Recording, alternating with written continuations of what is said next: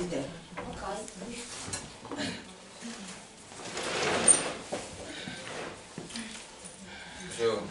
bon? Pourquoi? C'est bon? Ok. Gloire à Dieu. Amen. Tu vas prier, dis au Seigneur de disposer ton cœur.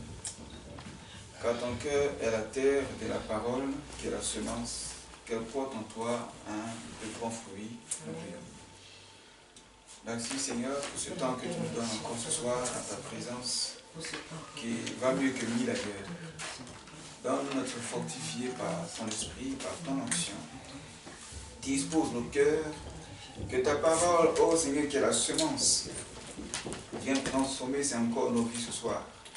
Et que nous portions des fruits afin que toute la gloire te revienne, afin que ton nom soit glorifié au nom puissant de Jésus. Amen. Amen. Gloire à Dieu. Est-ce que vous avez prié?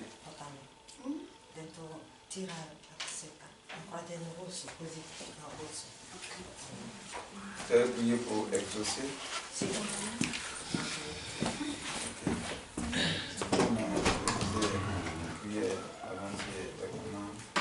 J'ai parlé d'un début d'épilepsie.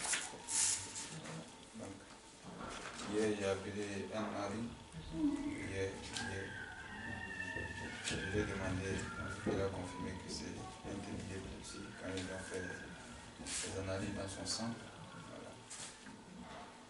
Donc, comme c'est un début, il est encore bébé, c'est pas encore trop accentué. Je pense qu'avec la prière, Dieu fera. Donc, il faut penser à lui dans les prières. Amen. Par rapport à ce de prière qu'on faisait tous les mercredis à 17h, on va le faire tous les jeudis. Voilà, parce que quand je quitte le travail comme aujourd'hui, je viens automatiquement venir prêcher. Mais jeudi, c'est la même chose. Donc, on va mettre ça le jeudi. Comme ça, jeudi, moi, je vais pour le travail. Les soirs à 17h, tranquillement, on peut venir prier. Et il faut que vous veniez prier les jeudis. Vous qui êtes à la maison ici, les mercredis soirs, vous ne venez pas prier. C'est les enfants là seulement qui viennent prier avec moi. Moi, je quitte le travail. Je viens à 15h, je me repose 1h, 17h, on vient prier. Vous qui êtes à la maison ici, vous ne venez pas prier.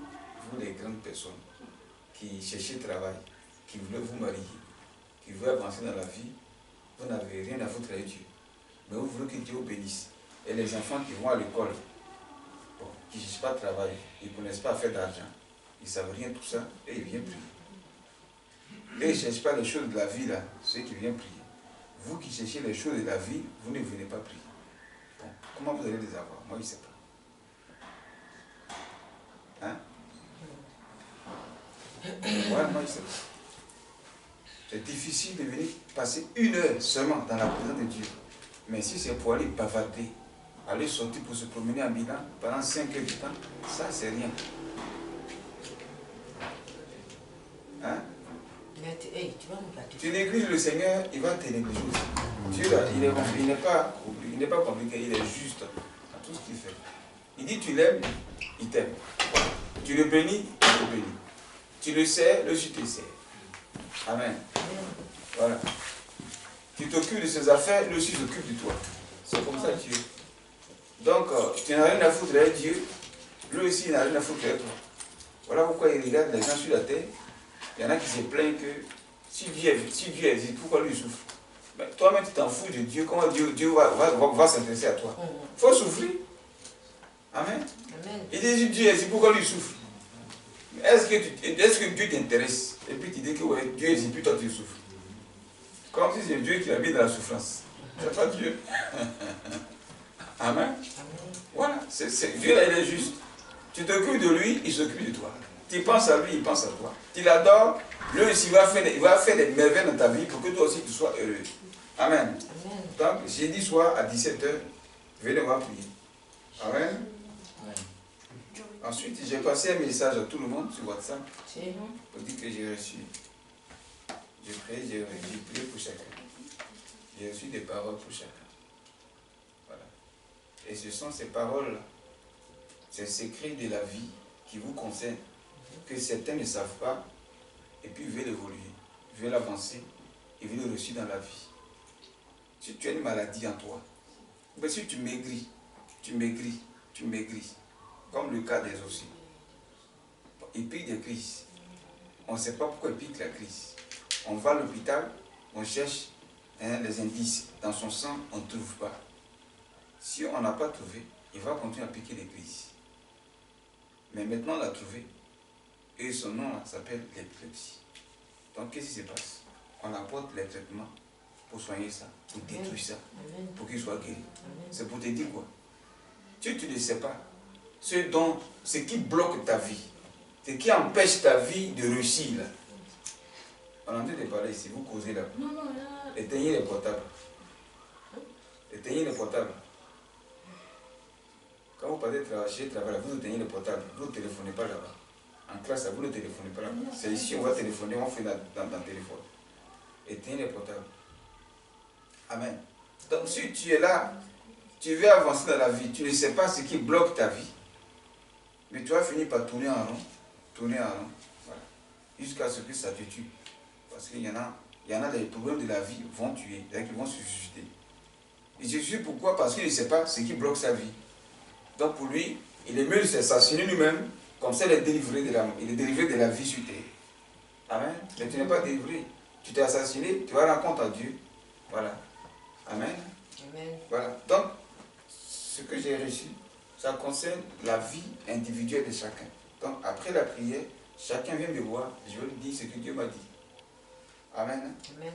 Ok, nous sommes en 2021, on parle de la grâce. Chacun veut entrer dans la grâce de Dieu. Mais si tu ne sais pas ce qui peut t'empêcher d'arriver à la grâce, tu n'atteindras pas la grâce. Voilà pourquoi les gens ont vu Canaan de loin, mais ils ne sont pas rentrés. Voilà. Ils sont arrivés au désert, ils sont quittés l'Égypte dans la souffrance. Ils s'en vont à Canaan, surtout le lait et le miel, la bénédiction. Mais Dieu les fait passer au désert avant d'arriver à Canaan. Mais à cause de ce que chacun avait dans sa vie qui le bloquait, ils sont restés dans le désert, ils sont morts. Ils ont vu Canaan de loin pour certains, ils ne sont pas rentrés. Ils ont vu ça de loin, ils ne sont pas rentrés. Amen. Voilà. Donc, il faut que tu saches ce qui se passe dans ta vie. Dimanche passé, on a parlé de quoi?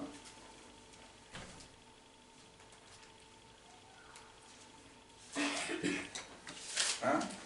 Allez-y, prends vos Bibles. Vous allez prendre ta Bible. La Bible. Le téléphone, ce n'est pas la Bible. Prends ta Bible. Tu as la Bible là. Va prendre ça. Tu ne sais pas où tu as mis. Tu jettes la Bible. Tu ne sais pas où tu as mis.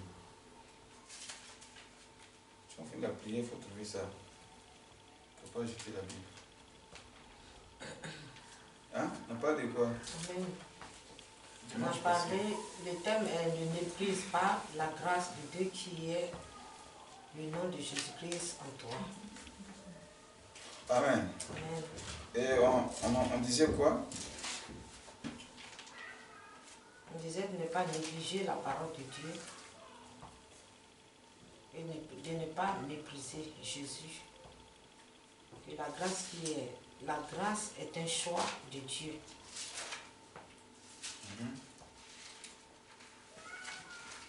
Jésus est né par la puissance de l'Esprit.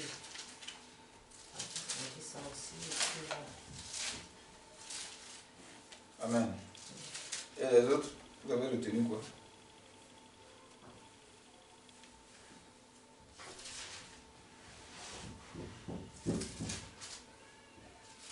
Hein?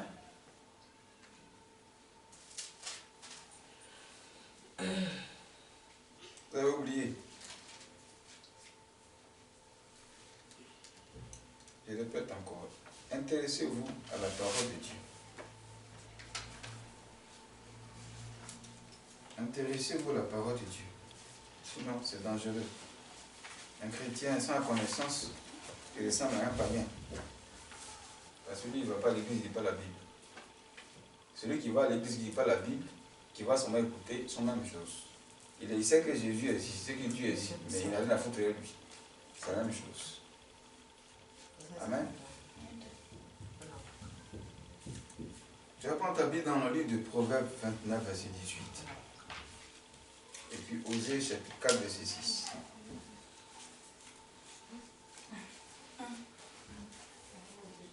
Proverbe 29, verset 18. Et puis Osée 4, verset 6. Nos deux versets de base. Proverbe 29, verset 18. Osée 4, verset 6. 29, verset 18. Proverbe 29, verset 18. Osée 4, verset 6. Notre thème aujourd'hui c'est malgré tes talents, malgré ta beauté, malgré ton argent. Si tu es lié, tu n'avanceras pas. Amen. Malgré ta beauté, malgré tes talents, malgré ta richesse, ton argent, si tu es lié par derrière, si ton pied est enchaîné, tu n'avanceras pas, tu ne réussiras pas. Malgré que tu sois en Europe, et certains sont en Afrique, et tu as envie que tu es ici. Si les sorciers t'ont lié par derrière depuis ton village, tu vas tourner en rond ici, tu n'avanceras pas. Amen. C'est de ça que je vais parler. Amen. Et c'est lié aux révélations que j'ai pour chacun. Si ce qui te lie, tu ne sais pas, ils vont continuer à te tirer par derrière, tu n'avanceras pas. Proverbe 29, verset 18, qu'est-ce qu'il dit? Disons. 4, oui. Proverbe 29, verset 18. Proverbe 29, verset 18. Quand il n'y a pas de révélation, le peuple ne connaît aucune retenue. Mais s'il respecte la loi, il est élevé. Amen. Je prends aussi Osée 4, verset 6. Osée 4, verset 6. Voilà.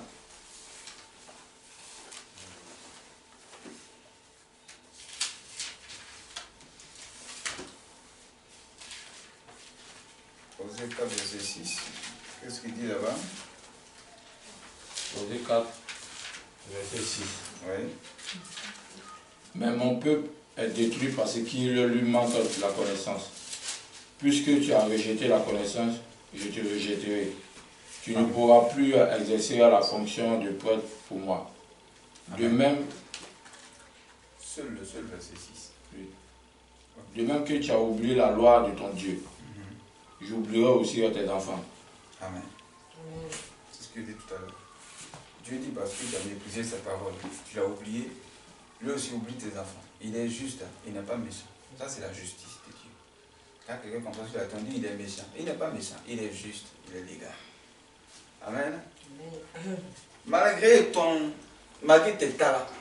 Le talent, c'est ce que tu as en toi comme métier, comme don. C'est ça le talent. Amen. Tu es talentueux. Quand tu fais les choses, tu les fais bien parfaitement que les autres. Ça brille ce que tu fais. Mais malgré ton talent, il est difficile de profiter du talent que tu as. D'être béni par rapport au talent que tu as. Alors que le talent est synonyme de l'or, de l'argent, du diamant, en fait de la richesse. Donc celui qui a un talent, il est destiné à une vie de gloire, à une vie de richesse, une bénédiction. Un talent, c'est une bénédiction. Mais malgré le talent qu'il a, il est difficile pour lui d'atteindre la richesse. Amen. Et il a le talent, mais il vit comme un pauvre. Ça veut dire qu'il y a quelque chose qui ne va pas dans sa vie. Amen. Il y a quelque chose qui l'empêche d'atteindre la richesse, qui est le commencement du talent et du don qu'il a. Il y a quelque chose qui l'empêche, que lui-même n'a pas encore trouvé. Alors que ceux qui le voient avec son talent disent, mais l'enfant là, il va réussir. Non, lui là, il va réussir. Mais pourquoi il ne réussit pas? Au départ, on dit, il va réussir, il va réussir, il va réussir. Lui-même, il est fier de ça, il est content, il parle à tout le monde, il va réussir. Il espère 5 ans, 10 ans, 15 ans. La chose vraiment qui faisait bien, qu'on dit, il va réussir. Depuis là, il ne réussit pas avec ça. Qu'est-ce qui se passe depuis qu'il ne réussit pas? Lui-même n'a pas encore découvert ça. Ceux qui sont autour, pour certains, n'ont pas encore vu ça. Mais ceux qui ont l'esprit, qui ont la révélation de Dieu, savent déjà pourquoi il n'a pas encore atteint cette richesse malgré le talent qu'il a. Donc celui qui détient un talent peut pas être pauvre. Amen. C'est ça, bien aimé, le cas de l'Afrique, de nos pays africains. Malgré les matières premières sur lesquelles les États sont assis, on a du mal à atteindre le développement. Amen. Ça veut dire quoi? Ce qui nous lie et qui nous empêche d'atteindre le développement, certains chefs d'État africains et certains technocrates africains n'ont pas encore trouvé ça.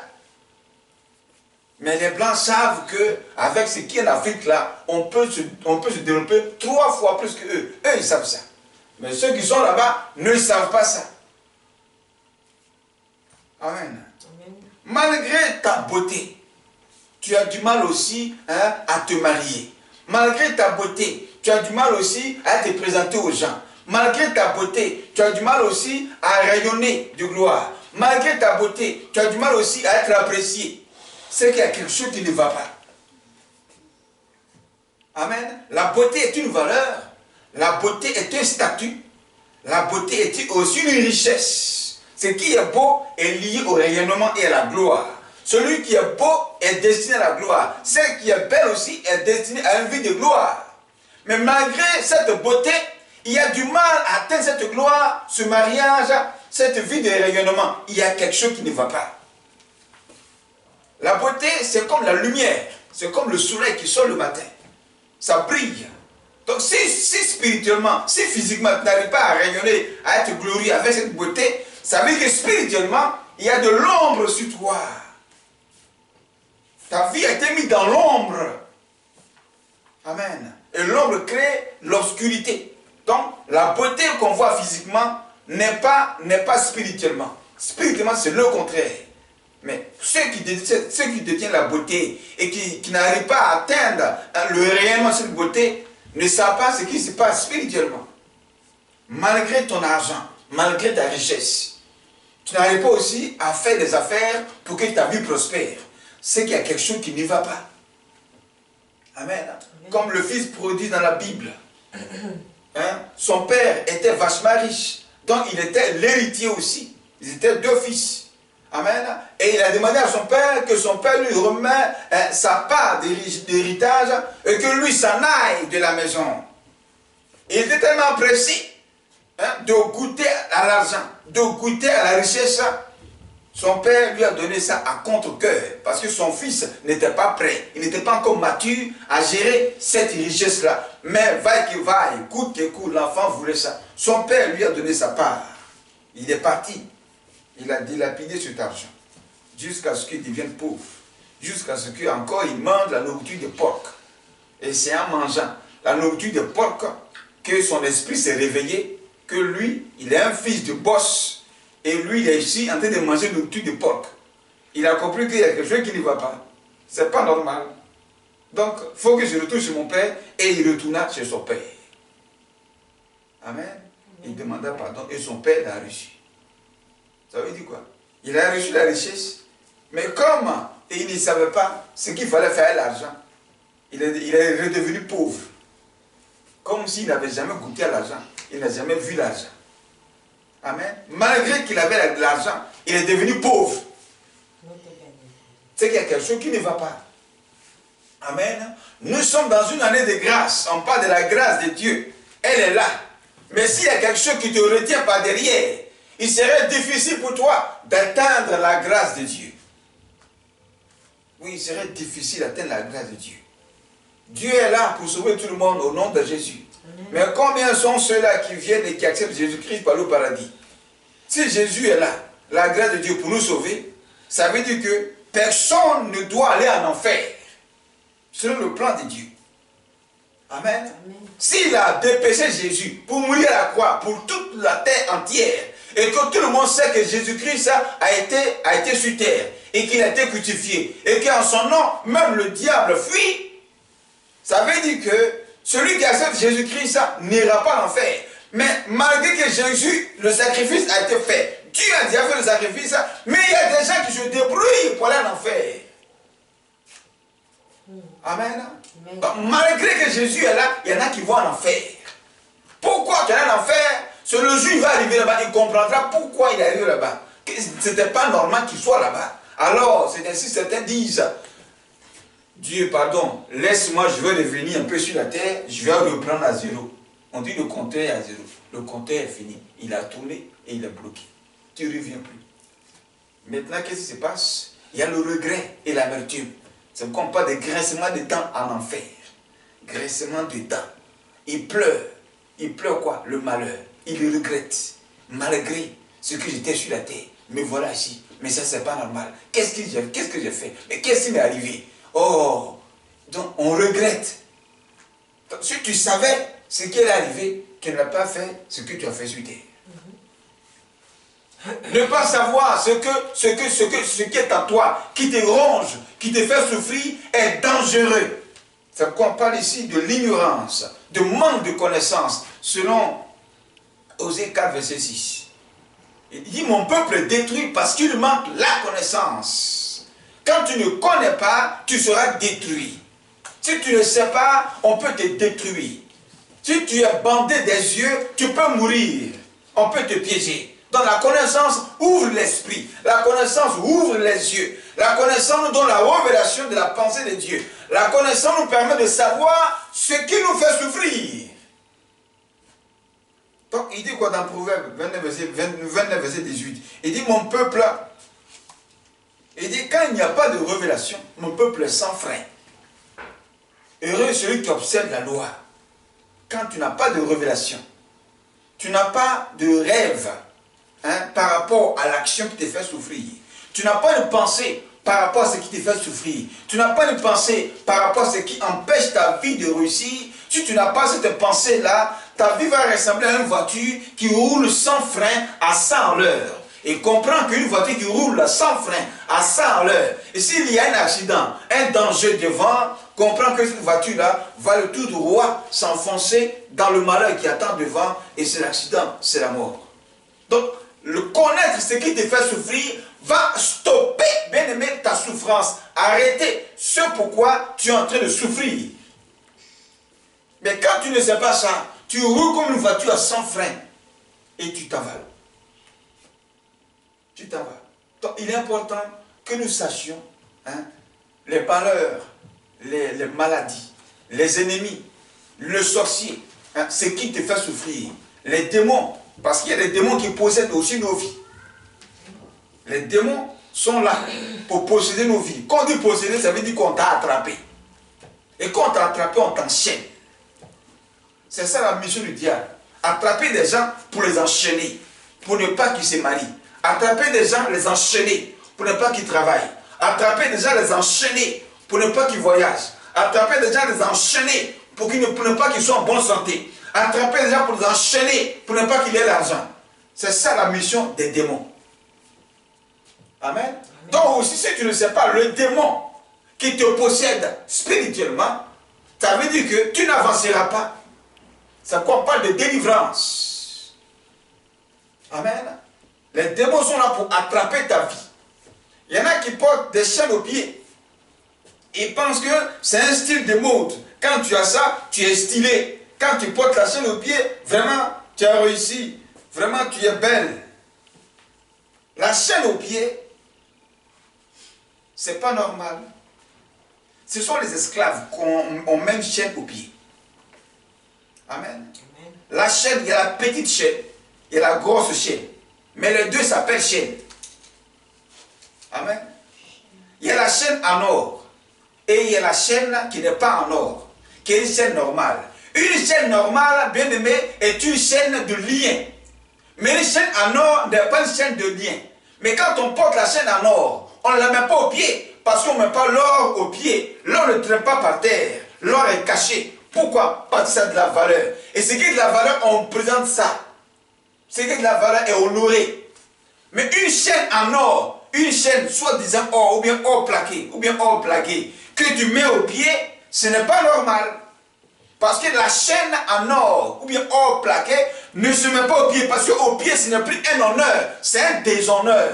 Et tout ce qui est déshonneur est lié au malheur. Donc si tu portes une chaîne au pied, Comprends que tu t'es enchaîné toi-même pour rendre ta vie malheureuse. C'est tout.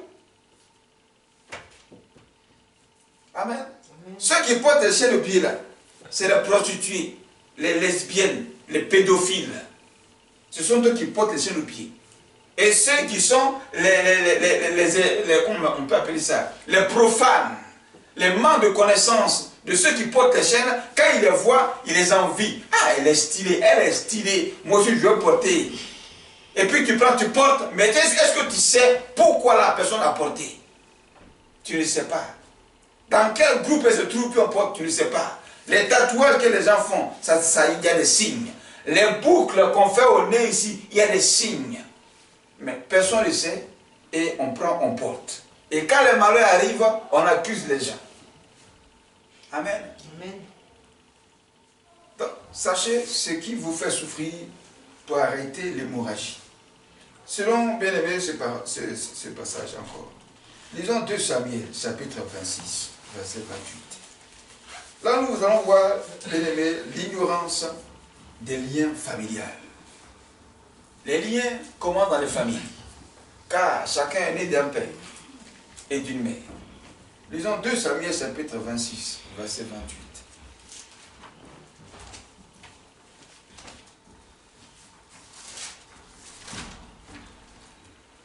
2 Samuel, chapitre 26, verset 28.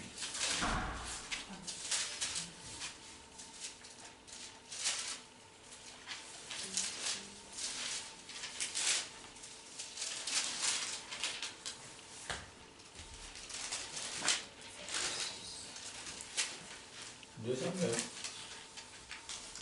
2 Samuel 26. Qu'est-ce que c'est? Non. 26, Il n'y a pas 26.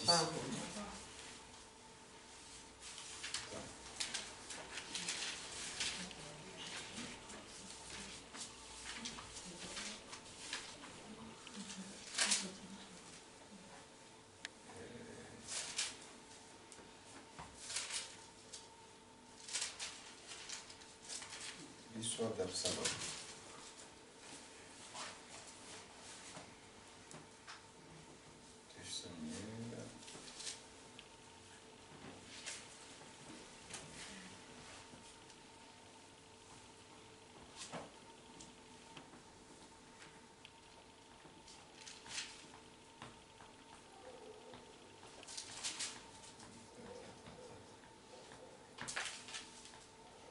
Le verset 16, chez le chapitre 16, verset 28, on voit. Chapitre 16, verset 28. Verset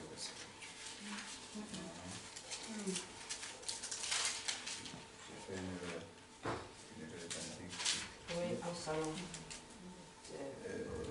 Chapitre 16, chapitre 16. verset 15. Chapitre 16. Verset 15. Voilà. Chapitre 16. Oui, prends ça. Chapitre 16. À Jérusalem. Oui, vas-y. Chapitre 16, 2 Samuel, chapitre 16. Verset 15. Voilà. Béni soit ta parole au nom de Jésus. Absalom et tout le peuple, les hommes d'Israël étaient entrés dans Jérusalem et Achitophel était avec Absalom.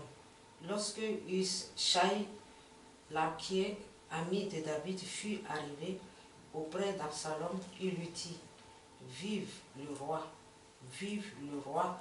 Et Absalom dit à Hushai: Voilà donc l'attachement que tu as pour ton ami. Pourquoi n'es-tu pas allé avec ton ami? Hushai répond à Absalom: C'est que je veux être à celui qu'on choisit,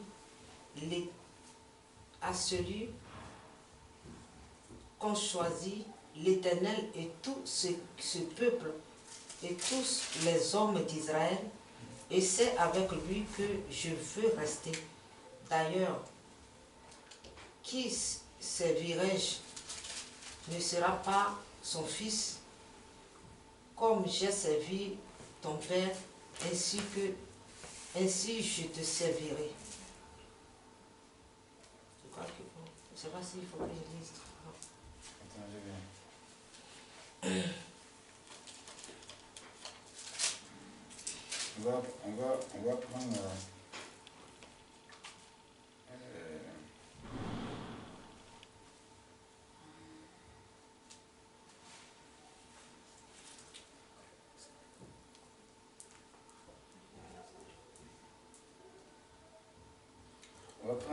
2 Samuel 15, voilà, 2 Samuel 15.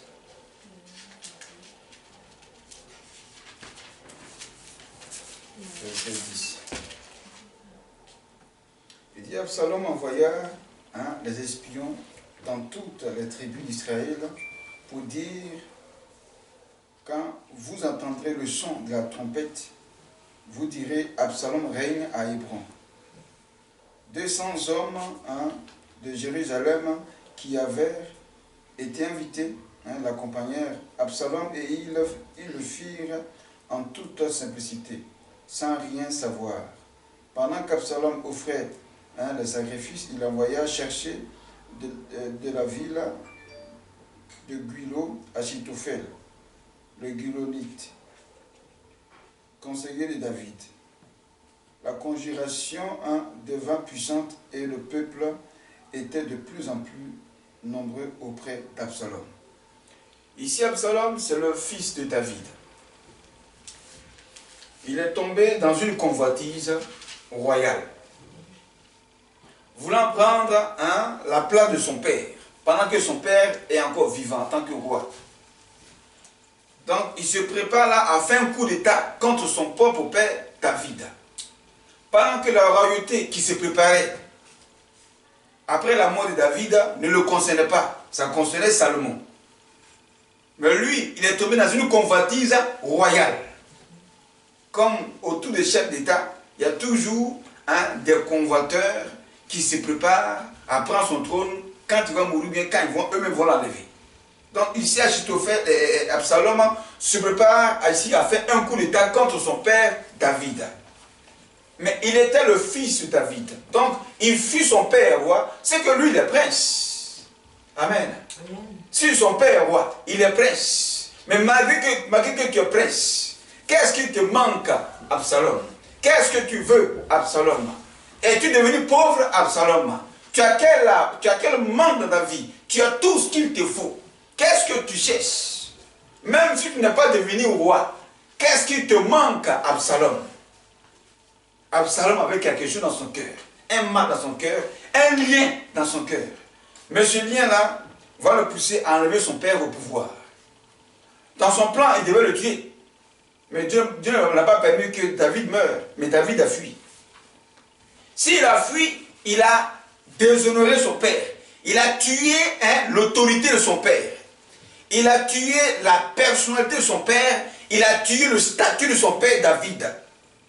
Donc, il a déshabillé son père. Il a humilié son père. Donc David a tout perdu. Il est devenu maintenant rien. Donc en effet, il a enterré son père. Il a tué son père. Spirituellement, tu l'as tué. Quand tu déshonores quelqu'un, tu déshabilles quelqu'un, tu enlèves son statut, tu l'as tué, il n'est plus rien. Amen. Amen. Donc, là, j'appelle ça un assassinat spirituel. Un assassinat moral. Mais pourquoi Absalom a fait ceci? Absalom avait un lien, il avait un lien spirituellement, qui liait à son père David. Amen. On va voir ici deuxième cas de lien, par rapport toujours aux enfants de David. Lisons encore 2 Samuel 13, versets 1 à 4. 2 Samuel 13, versets 1 à 4.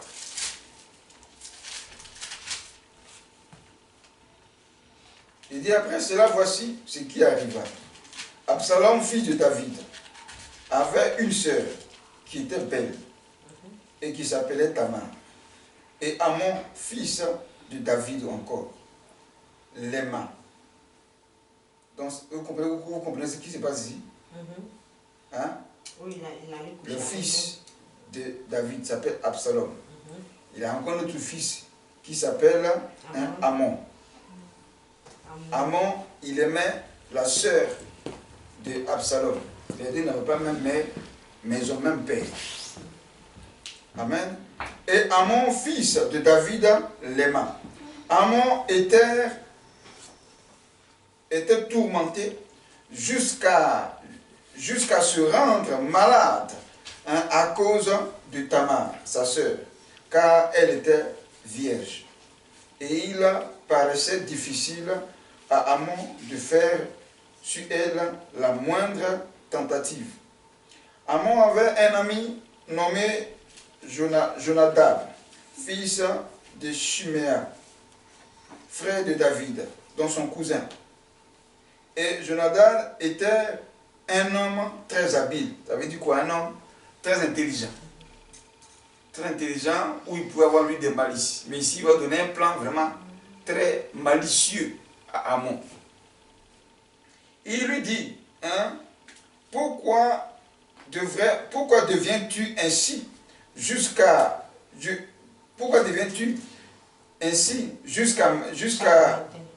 matin, plus maigre, toi le fils du roi? C'est-à-dire que malgré que tu es le fils du roi, tu es en train de maigrir, tu as quel problème? Tu as tout à manger ici. Il y a des serviteurs dans le palais. Tu es à l'aise. Mais malgré tout ce qui t'entoure là, pourquoi mon ami, tu es en train de maigrir? Pourquoi?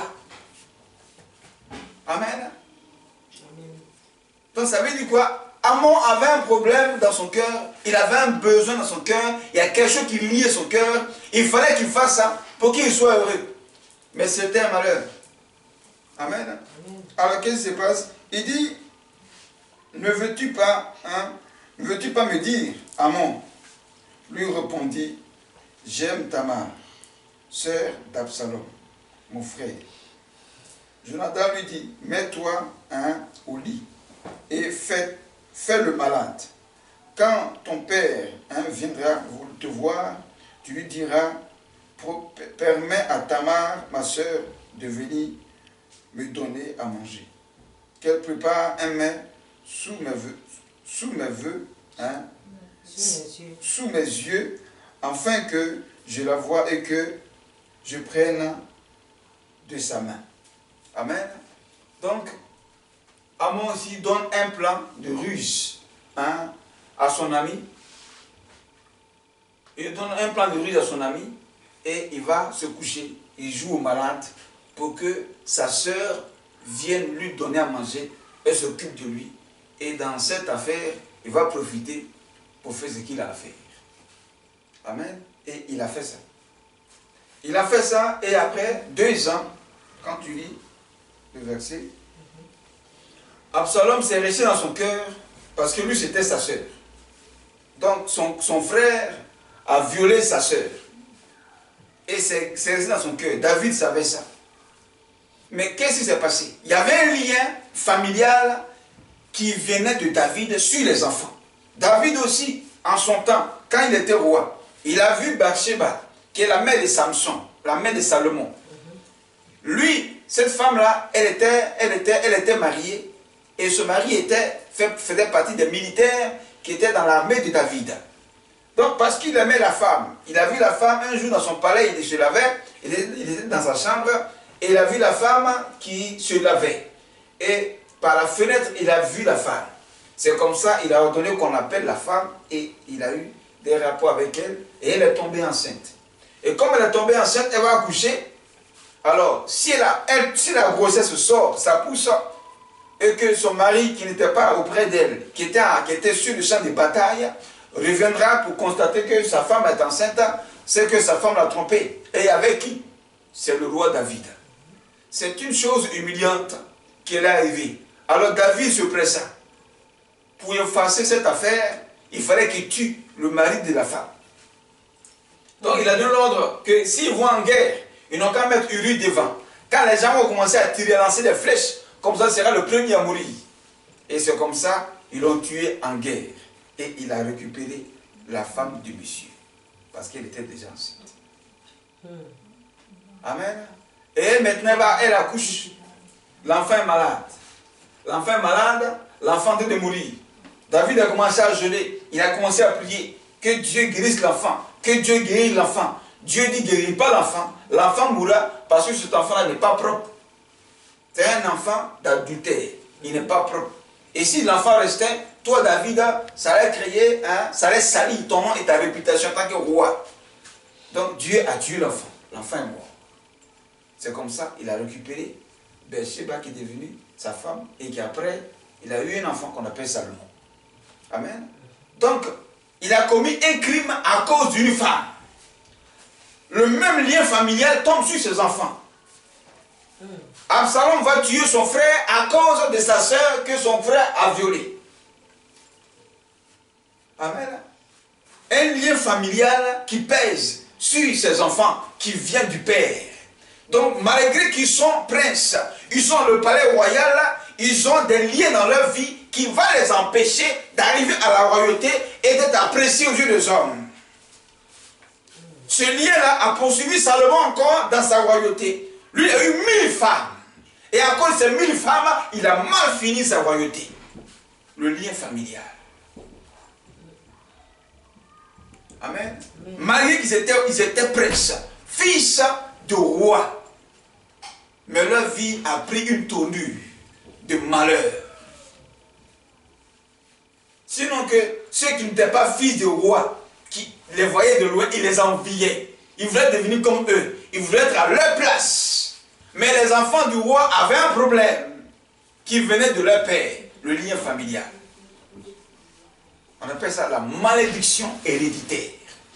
Et chacun de nous sort de sa famille avec des liens et des malédictions héréditaires. Si tu ne les connais pas, ta vie va tourner en rond. Malgré les talents, malgré la beauté, malgré l'argent que tu peux avoir ici, si les liens familiaux de ta famille qui te suivent, tu ne les connais pas, tu ne te convertis pas, pour que le Seigneur te libère, tu vas tourner en rond.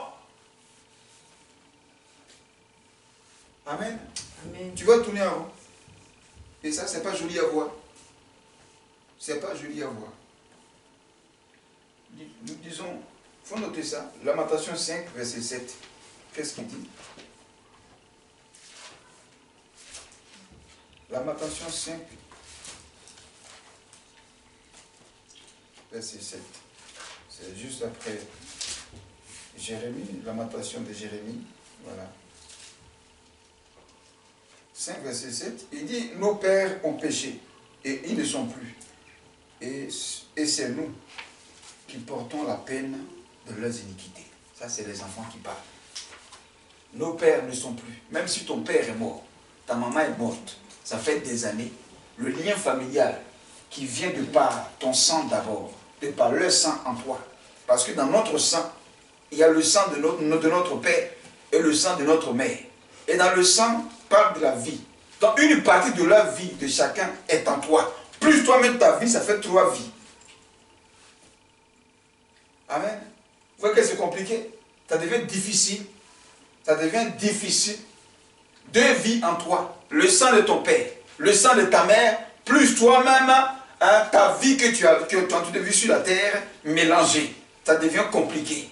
Si le Seigneur Jésus ne t'a pas rencontré, tu n'as pas fait une rencontre véritable avec Jésus, tu ne t'es pas réellement converti, les liens de famille vont te suivre malgré ta beauté, malgré ton argent, malgré les talents que tu as. Ça va t'empêcher de réussir. Donc ne compte pas sur ta beauté pour dire je vais réussir. Ne compte pas sur ton argent pour dire je vais réussir. Ne compte pas sur tes talents pour dire je vais réussir. Tchoko Nanchaka, coûte que coûte, je vais réussir. Tu ne réussiras pas parce que ceux qui t'ont enchaîné, ils ont dit on verra si tu vas réussir. Parce qu'eux ils te tiennent. Toi tu ne sais pas qu'on te tient. Eux ils te tiennent. Et toi tu l'as dit je vais réussir. Il y en a qui sont là, ils apprennent que les sorciers veulent te tuer.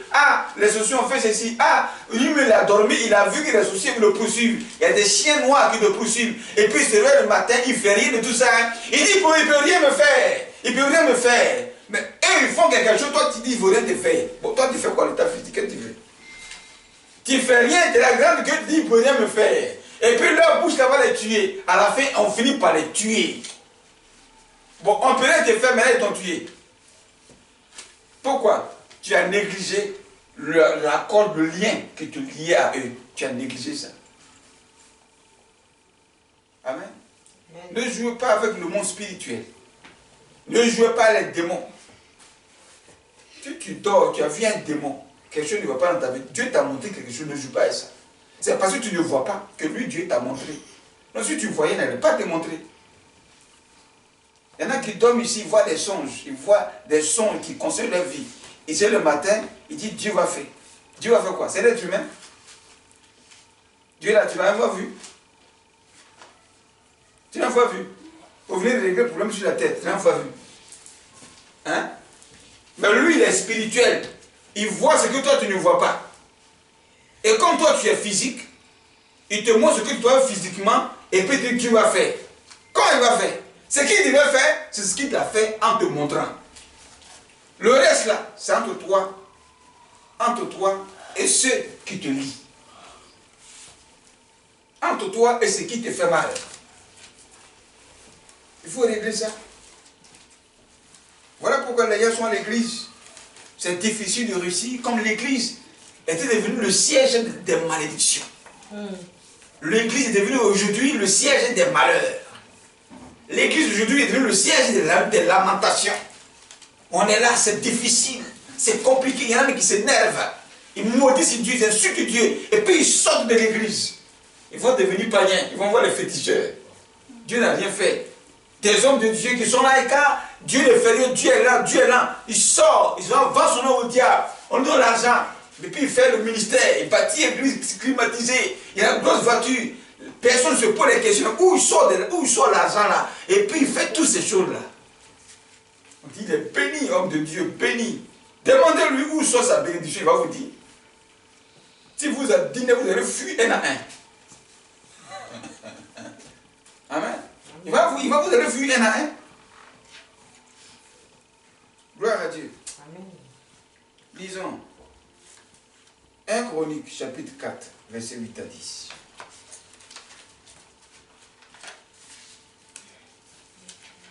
Moi, j'ai eu plein de propositions sur Facebook, des francs-maçons, des Illuminati, qui décaissent des grosses caisses comme ça d'argent, de dollars. On me dit de venir les rejoindre dans leur franc-maçonnerie. Ils vont changer ma vie. Ils vont pouvoir à tous mes besoins. Qu'est-ce que je veux? Ils vont financer tout. Grande église, voiture, l'argent, voyage. Tout ça, ils m'ont dit ça. Il dit, je ne veux pas ça. Voilà. Ce n'est pas vous qui m'avez appelé. Celui qui m'a appelé là, il va me donner les moyens. Quand le temps va venir. Amen. 1 Chronique chapitre 4, verset 8 à 10.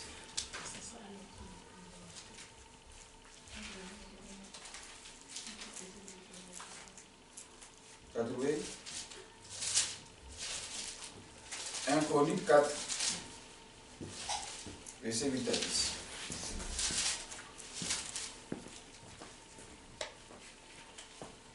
Il dit Jaïbet était plus considéré. 1 Chronique. Oui, 1 Chronique, chapitre 4, verset 8 à 10. Jaïbet était plus considéré que ses frères. Quand on dit considéré, c'est qu'il était important. Un homme important, c'est quelqu'un qui a certainement des dons, des talents. Il est beau, il a l'argent. C'est ça un homme important. Donc, Jaïbet était comme ça. Amen. Donc, il était un homme envié par ses frères. Mais il y a quelque chose qui ne va pas dans sa vie. Malgré la considération qu'il avait dans sa famille, lui seul sait qu'il y a quelque chose qui ne va pas dans sa vie. Sa mère lui donnant le nom de Jaïbet en disant, c'est parce que je l'ai enfanté avec douleur. Donc, Jaïbet avait dit douleur. Son nom avait dit douleur. Malgré qu'il était un homme important, respecté, considéré, un homme béni, très beau, talentueux, mais son nom avait dit douleur. Un homme comme ça, il va réussir. Donc, le lien qui liait Jaïbet là, qui l'empêchait de réussir là, c'est la douleur. Le nom qu'il porte là, c'est ça son lien. Sa maman lui a donné ça. Elle a pensé qu'elle faisait bien comme ça, parce que l'enfant est né dans la douleur, donc il faut lui donner le nom douleur. C'est grave ça. Amen. Et on a reçu des noms comme ça de nos parents. On a reçu comme ça des choses de nos parents sans eux-mêmes comprendre le fond de ce qu'ils font sur les enfants. Sans savoir que ça va impacter négativement la vie de l'enfant. Ils ne savent pas. Et puis ils font. Et puis ça attache l'enfant. Le diable sait ça, il sait ce qu'il fait. Il attache l'enfant à ça. Et puis on dit, non, mon enfant va réussir. Il va passer où pour réussir? Si douleur l'a enchaîné. Il est respecté, hein, mais douleur l'a enchaîné. C'est un homme très beau, mais douleur l'a enchaîné. Il est vraiment talentueux, mais la douleur l'a enchaîné. Il gagne l'argent, hein, mais l'argent disparaît parce que douleur l'a enchaîné. Amen. Oui, oui. Il est diplômé, hein, il est diplômé. On dit voilà un grand cadre qui va arriver dans notre famille, dans notre village et dans notre région. Mais la douleur l'a enchaîné. Il ne gagne pas de travail, malgré le diplôme qu'il a. C'est compliqué. J'ai bête. Alors, Jabez va commencer à prier. Il dit c'est parce que, hein, il dit c'est parce que je l'ai enfanté avec douleur. Jabez invoqua Dieu d'Israël en disant, si tu me bénis et que tu étendes, hein, mes limites, si ta main, hein, est avec moi, et si tu me préserves du malheur, en sorte que je ne sois pas dans la souffrance, et Dieu accorda ce qu'il avait demandé. Jabez a demandé à sa maman, elle lui a dit le nom qu'il porte, sa signification, qui veut dire malheur, douleur. Alors Jabez a commencé à prier. Donc il a commencé à faire son autel de délivrance. Lui-même il a fait sa délivrance en implorant l'Éternel. Quand on dit implorant, ça veut dire quoi? La personne est en train de pleurer. Il est en train de gêner. Il est en train de supplier Dieu. Il ne dort pas la nuit. Lui-même il a pris la chose à bras le corps. Lui-même il a commencé vraiment à dire Dieu intervient. Il n'a pas appelé l'homme de Dieu. Il n'a pas appelé sa maman. Lui-même il a cherché Dieu. Libère-moi de son nom de douleur. Amen. Toi tu vois les choses. Tu sais que ta vie n'avance pas, mais tu attends des pasteurs. Ils ne doivent venir prier pour toi. C'est le pasteur qui souffre à ta place. C'est ta maman qui souffre à ta place. C'est pas sa maman, hein. Sa maman était tranquille, hein. Elle a collé de douleur à l'enfant, puis elle est tranquille. Amen.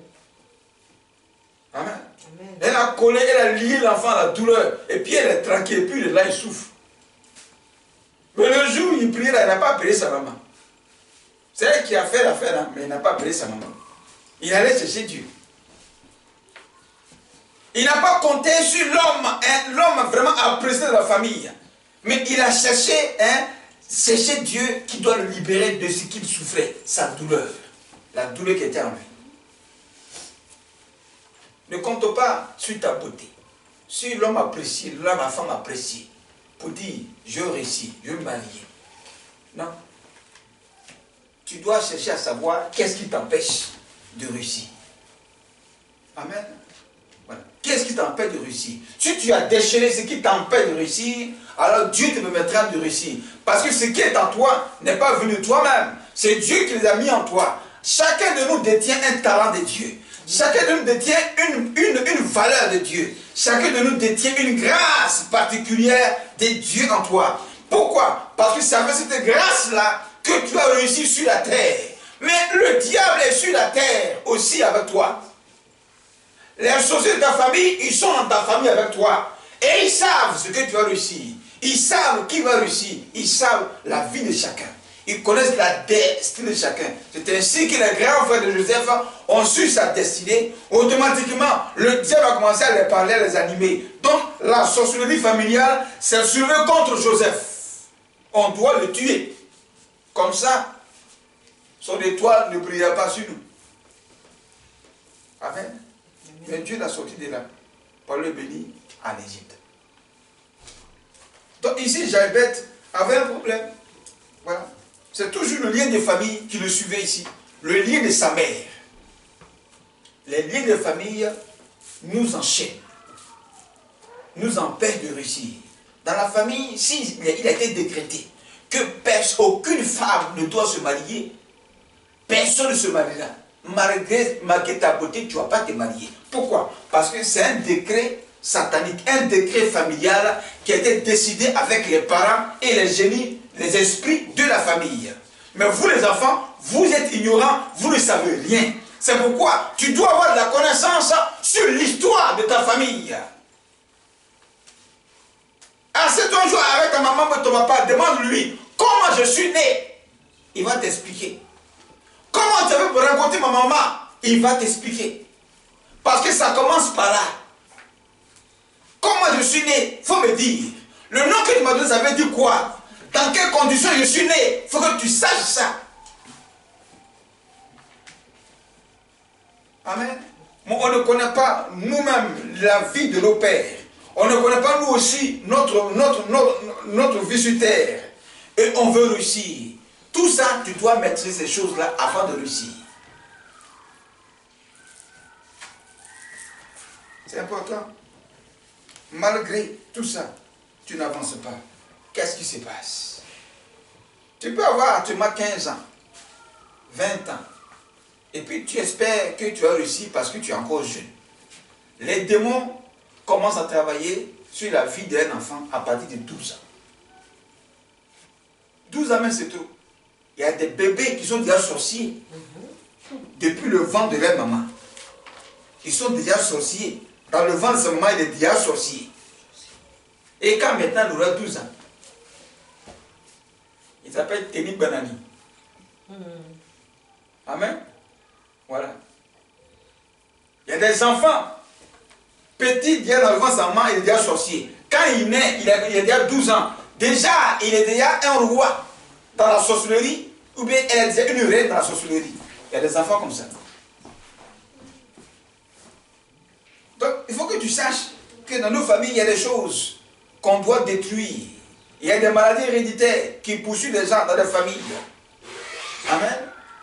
Des maladies comme l'épilepsie, des maladies comme diabète, des maladies comme la prostate, des maladies comme la tension, des maladies comme quoi encore, la stérilité est une maladie. Toutes ces choses sont des liens héréditaires qui suivent certains dans nos familles et qui nous suivent et qui nous empêchent de réussir d'avancer. Tout ça, tu dois savoir ça pour les combattre, pour les détruire. Voilà pourquoi tu dois te convertir. Amen. Sache ce qui empêche ta vie de tourner en rond. Sinon, tu es ici en Europe. Il y a beaucoup d'Africains qui sont perdus ici dans le désert. Ça fait 15 ans, 20 ans, 25 ans, 30 ans. Il y en a qui sont ici. Ils ne se retrouvent pas. Il y en a qui ont fait 20 ans ici. Ils ne sont plus jamais allés au pays pour voir leurs parents. Parce que ça ne va pas ici. Ils n'ont même pas papier. Ni l'argent pour payer billet pour aller au pays. Il est ici. Ils se cherchent d'abord. Ça ne va pas, ils tournent en rond. Mais il y a un lien qui te lie, que tu ne sais pas. Ce qui fait que ça fait 15 ans, 20 ans, tu es ici, tu ne vas pas au pays, tu ne vois pas tes parents. Et ça ne va pas. Il y a un lien. Et ils sont ici, ils s'amusent. Ils sont là, ils portent les marques, les griffes. Ils font le malin ici. Ils font le bouquin ici. Comme si tu es venu ici pour faire le bouquin. Tu ne seras jamais roi à l'étranger. Il faut que vous sachiez ça. Tu ne seras jamais roi à l'étranger. Joseph était gouverneur en Égypte. Mais il n'a jamais été apprécié par le pharaon qui est venu après que celui qui le connaissait est mort. Quand il est venu, qu'est-ce qu'il a fait? Il a commencé à maltraiter tous les juifs et à faire des esclaves. Mais pourtant, c'est le Joseph là qui a fait prospérer l'Égypte. Comment tu peux faire souffrir lui et ses frères? Joseph, avant de mourir, il a dit, le jour qu'ils vont sortir de l'Égypte, il faut qu'on prenne ses os pour les ramener à Canaan. Et quand il partait, on dit Moïse a pris les os de Joseph parce qu'il est mort là-bas, il l'a enterré. Il a pris ses os pour aller à Israël, à Canaan. Ça veut dire qu'il était fier d'être juif. Amen. Il était fier d'être juif. Il n'a pas voulu rester là-bas. Donc ça veut dire quoi? On n'a pas reconnu tout ce que Joseph a fait. Il n'était pas roi en Égypte. Amen. Sinon, on pourrait penser un peu à un iota par rapport à ce qu'il a fait pour dire attention, Joseph nous a fait du bien ici. Comment on peut le faire souffrir et faire souffrir ça, ses frères? Non, on n'a qu'à arrêter cette souffrance-là. Ça, quand même. Et tu devais penser à ça. Mais on dit Pharaon n'a même pas pensé à ça. Pour lui, ce sont des étrangers qui veulent prendre notre pays. On doit les faire souffrir pour te basta. Tu ne seras jamais roi à l'étranger, quel que soit ton argent. Amen. Amen. C'est pourquoi Dieu est ici. Sois humble et cherche à retourner chez toi, car c'est chez toi qu'on dira: ah, notre frère est arrivé, ah, notre soeur est arrivée. Et puis on va te mettre dans une chaise royale. Les belles choses sont sur toi. C'est là-bas que tu seras roi. C'est pas ici. Ici, il n'y a aucun Italien, même ceux qui ont pris nationalité et qui ont passeport italien là, ils t'insultent. Pourquoi toi tu viens devenir italien ici? Ils t'insultent. Mais pourtant, ta nationalité italienne, puis ils t'insultent.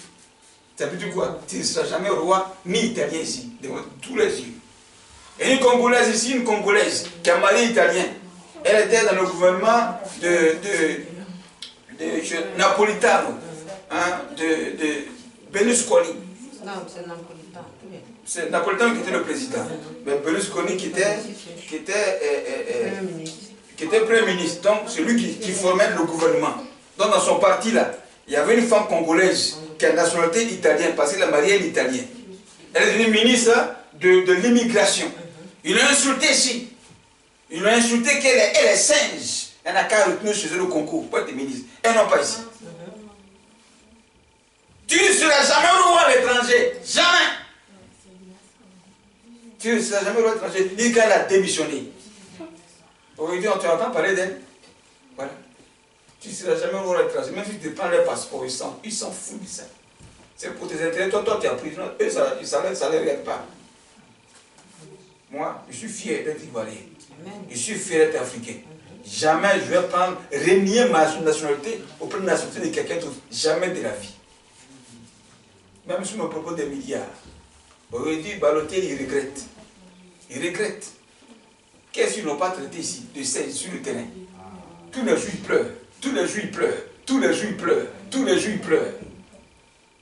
Tu ne seras jamais roi à l'étranger. Même si tu marques des milliers de buts, ils ne vont jamais t'acclamer, ils vont t'insulter. Respectez-vous. Gloire à Dieu. Finissons. Dans Proverbe 31, verset 30. Ce lien-là, les empêcher. C'est un lien. Amen. C'est un lien. Les liens ne sont pas bons. Hein? Celui qui est lié est un esclave. Celui qui est lié spirituellement devient un esclave. Car ce sont les esclaves qu'on enchaîne. L'esclavage, là, ça a commencé par la chaîne au pied. C'est là où on a vu qu'un esclave, on enchaîne au pied. Vos chaînes, vous portez au pied, là, c'est l'esclavage. Hein. Vos boucles, vous portez la narine ici, avec les oreilles, tout ça percé là, c'est de l'esclavage. C'est dans la Bible. Dans Exode 26. L'esclavage. Les boucles d'oreilles des garçons, ils portent. Parce que quand tu lis Exode 26, l'esclave qui devait être reconnu dans la maison, on lui perçait l'oreille et puis on mettait une boucle dedans. Amen. Voilà. Lisons Proverbe 31, verset 30. Et sur ça, nous allons finir de prier.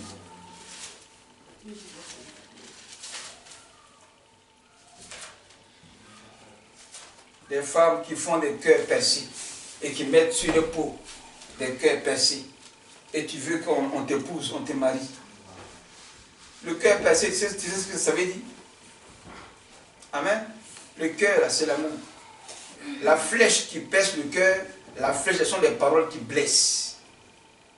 Donc tu dis au diable d'attirer des gens de mauvaise foi, des faux types pour venir t'insulter, pour venir te maltraiter, pour venir te faire mal.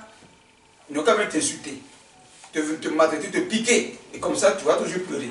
Et tu pleures, et puis tu t'apprends à tout le monde. Il dit, les garçons sont mauvais. Mais voilà ton malheur. Le lien que tu as mis sur toi là, c'est ce que ça veut dire. C'est ce que ça veut dire. Amen. Il faut que tu saches. Qu'est-ce que tu lis? Il t'empêche de réussir. Ils ont Proverbe 31, verset 30. Qu'est-ce qu'il dit? Oui.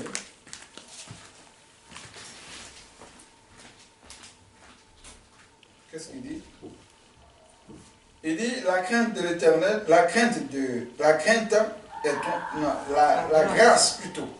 La grâce est trompeuse. La grâce de Dieu peut tromper souvent certaines personnes. Amen. La grâce de Dieu, qui est l'argent, la grâce de Dieu, qui est la beauté, la grâce de Dieu, qui sont les talents et les dons que tu as, peut tromper celui qui les possède. Amen. Oui, ça peut te tromper. Et tu penses qu'avec ça seulement, tu vas réussir. Alors qu'on oublie aussi que le diable est sur terre parce qu'il ne veut pas qu'on réussisse. Et le diable a des serviteurs. Il s'appelle les sorciers et les mystiques et les marabouts et les féticheurs et les francs-maçons, hein, les illuminatis, les rosicruciens. Tous ceux qui adorent le diable sont les serviteurs du diable. Ce sont eux qui ne veulent pas que toi, tu réussisses. Mais toi, tu regardes la grâce que Dieu t'a accordée et tu te fies dessus et tu penses que seulement avec ça, tu vas réussir. Alors que derrière toi, dans ton dos là, il y a un combat qui se mène que tu ignores. Donc la grâce est en train de te tromper parce que ta foi seulement est branchée sur la grâce. La grâce sans le combat, non. Pour atteindre la manifestation de la grâce, il y a un combat à mener. Amen.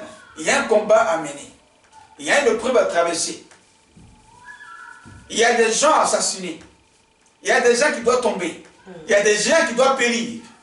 Il y a des blocages que tu dois enlever sur le chemin. David n'est pas devenu roi par hasard. C'est pas parce qu'il dormait chez son père et puis un matin s'est réveillé, pim!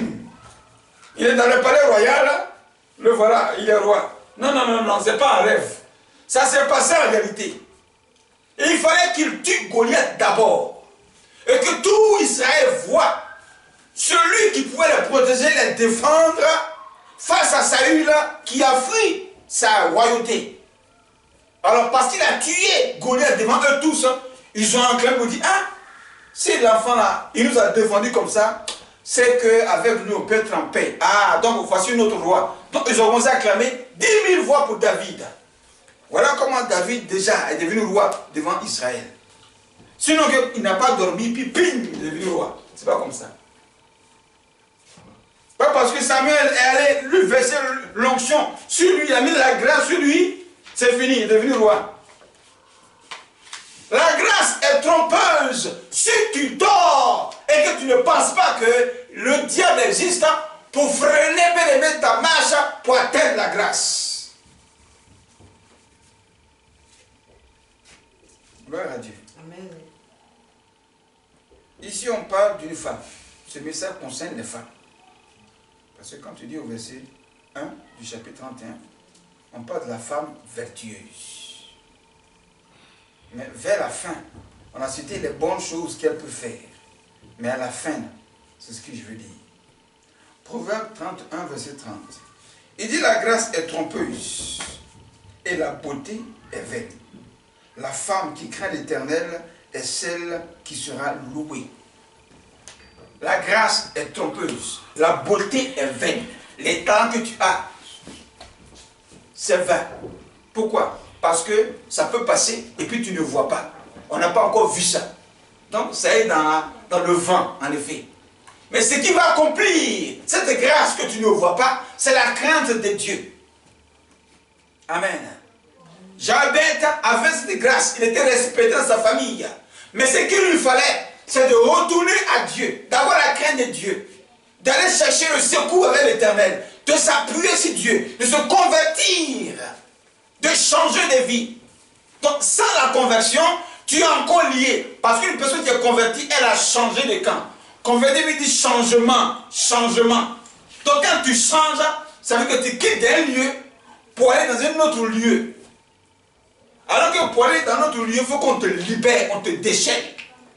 Si tu n'es pas libéré, tu ne peux pas aller dans l'autre lieu.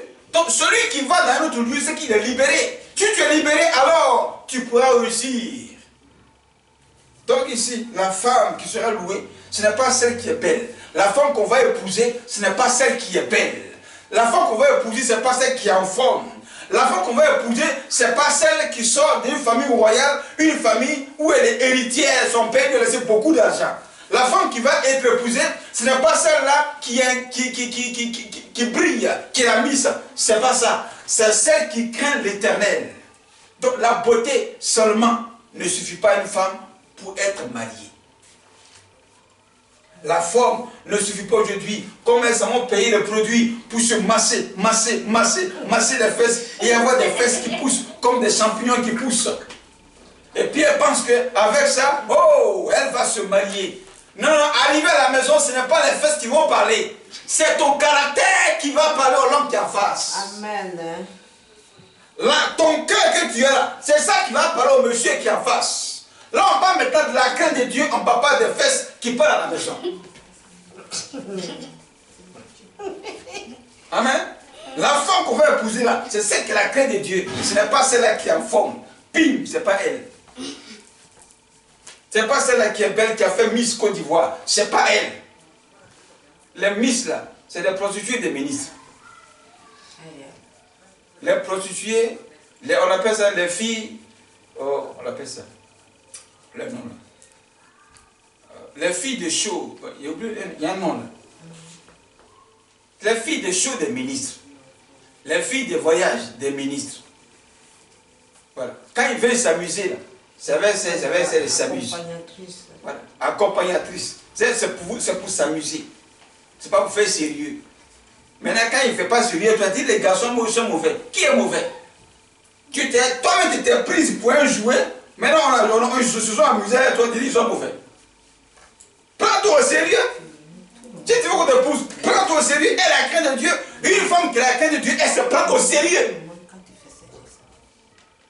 Amen. Donc ta beauté ne suffit pas si tu veux te marier, ma soeur. Ta beauté ne suffit pas.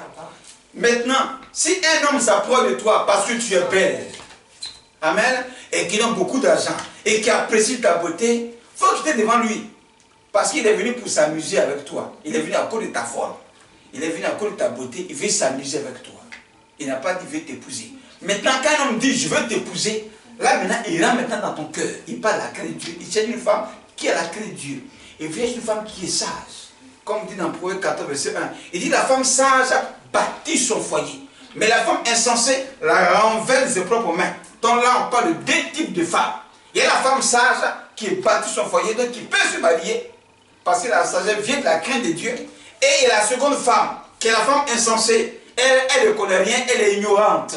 Elle ne sait pas parler à un homme. Elle compte sur sa beauté. Elle compte sur sa femme, et puis elle parle mal. Elle est autoritaire. Et puis le gars la laisse un matin, et puis elle dit il est mauvais. Ou bien elle est là comme ça un matin, après ils ont fait 1 an, 2 ans, 3 enfants, un matin, le gars la laisse. Et puis elle pleure, elle ne comprend pas. Qu'est-ce qui m'est arrivé? Mais toi, tout allait bien. Ma soeur, comme tu es belle comme ça, il n'y a pas un homme.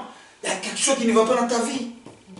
Ton mari t'a laissé. Pour quelle raison il t'a laissé? Assieds-toi, fais le bilan de ta vie à lui. Cherche savoir quel est le malheur qui te suit. Qu'est-ce qui t'empêche de te marier? Assieds-toi et demande à Dieu, il va te révéler. Qu'est-ce qui se passe dans ta vie? Qu'est-ce qui t'empêche?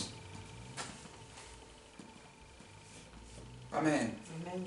Malgré ça, il serait difficile. Gloire à Dieu. Amen. Note tout ça et puis on va prier. Ecclésiaste 7, verset 11 à 10. 11 à 12, ça c'est pour les hommes. 1 Pierre 3, verset 7. Ça c'est pour les hommes.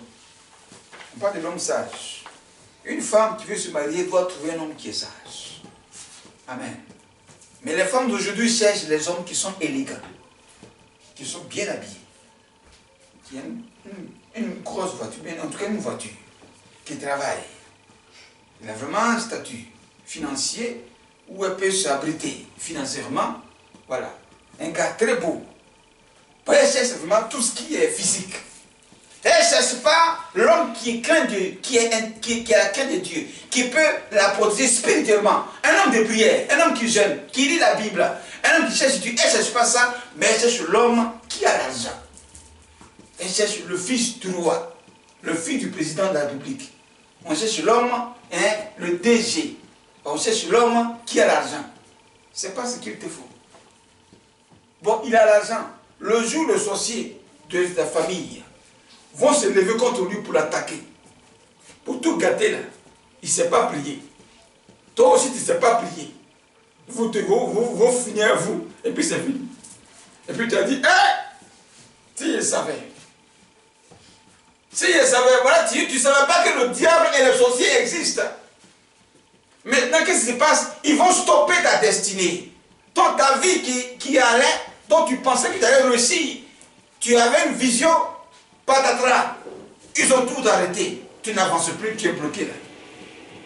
Assieds-toi un peu, demande à Dieu, pourquoi ça m'est arrivé? Pourquoi je ne suis pas arrivé où je voulais arriver? Qu'est-ce qui s'est passé? Amen. Amen. Donc, voilà un peu, aujourd'hui, nous sommes en 2021, on parle de la grâce de Dieu.